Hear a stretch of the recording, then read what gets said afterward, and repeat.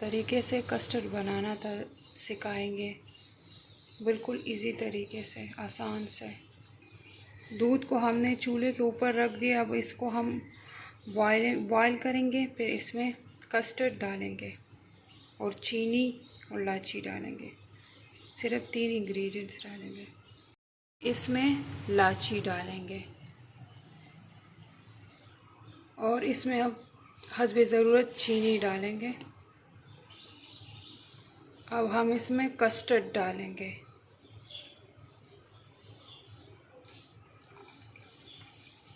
अच्छी तरह इसको 2 से 3 मिनट तक पकाएंगे, ये कच्चापन ख़त्म हो जाए।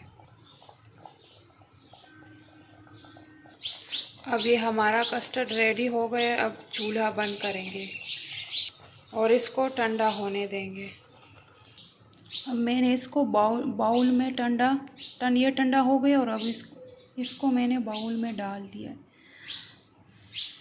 छोटे से बाउल में, क्योंकि ये थोड़ा सा था ना, इस वजह से।